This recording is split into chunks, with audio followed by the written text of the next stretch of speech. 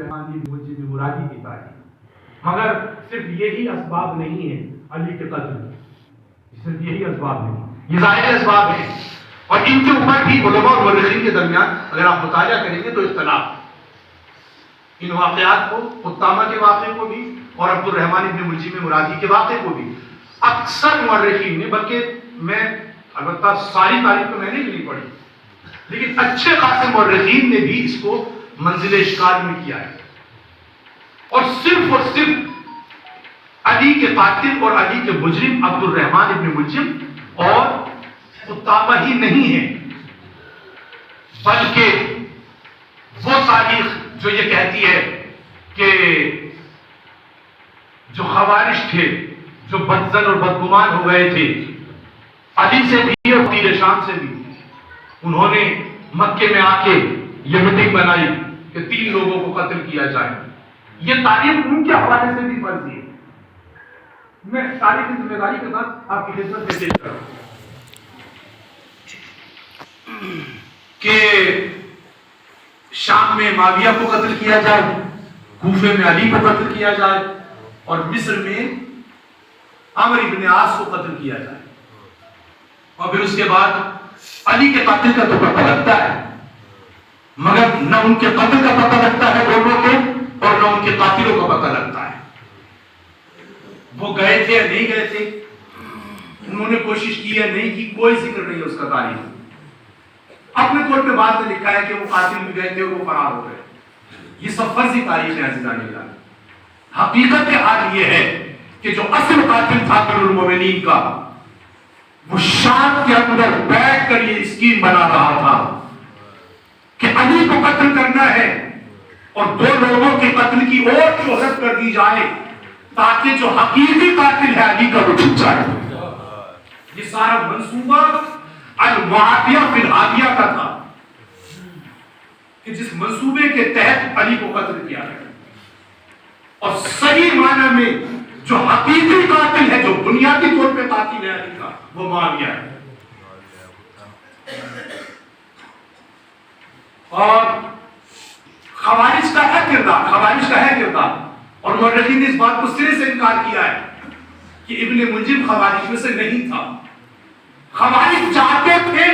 خوارج کا منشا تھا کہ علی کو قتل کیا جائے، اور جب انہیں پتہ لگا کہ عبد الرحمن ابن یہ مراد خاندان کا بنی مراد سے تھا، اسی لیے اس کو مرادی کہا جاتا ہے،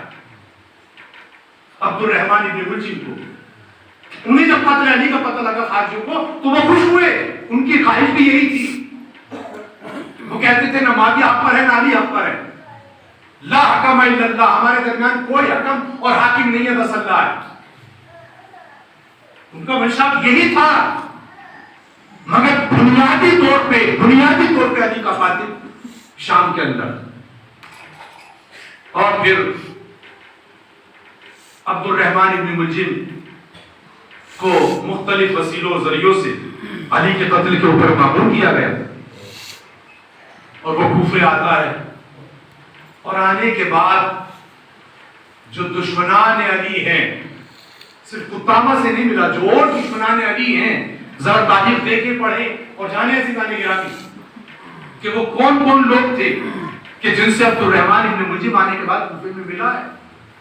ان کے یہاں پناہ کی ہے، ان کے گھروں میں قیام کیا ہے، صرف قطامہ کی تاریخ پیش کر دی جاتی ہے اور حقیقی قاتل کو چھپانے کی کوشش کی جاتی ہے، اور ضمناً مورخین نے لکھا ہے، مورخین نے یہ بھی لکھا ہے کہ اس کی ملاقات قطامہ سے بھی ہوتی ہے، جو ظاہراً ایک جمیل حسین عورت ہے، اس کے حسن پہ فریفتہ ہوتا ہے، اور وہ ساری شرطیں رکھتی ہے، جبکہ خود نہروان میں جنگ نہروان میں جو واقعہ حادثہ ہوا ہے، جس کو لے کر خوارج علی کے دشمن بنے ہیں، جنگ نہروان میں ابن ملجم نہیں تھا، یعنی ابن ملجم خارجیوں میں سے نہیں تھا، دشمن علی ہے، کائنات کا مغضوب ترین، ظالم ترین، شقی ترین انسان ہے، اور تلوار کو زہر آلود کرنے کے بعد بتایا جاتا ہے کہ علی کو تم اتنی آسانی کے ساتھ قتل نہیں کر سکتے، اس لیے کہ علی کوئی عام انسان نہیں ہے جسے آسانی کے ساتھ تم قتل کر سکتے، اور کوئی ایسا بہادر ہے نہیں جو علی کو سامنے سے قتل کر سکے۔ دشمن مگر علی کی جو بہادری ہے، جو علی کی شجاعت ہے، اس کا احساس اور اعتراف دشمنوں کو بھی ہے کہ علی ایسا سپاہی نہیں ہے جسے سامنے سے کوئی آئے اور آ کر قتل کر دے۔ کیا کیا جائے کہ علی کو دھوکے سے یا پیچھے سے ہی قتل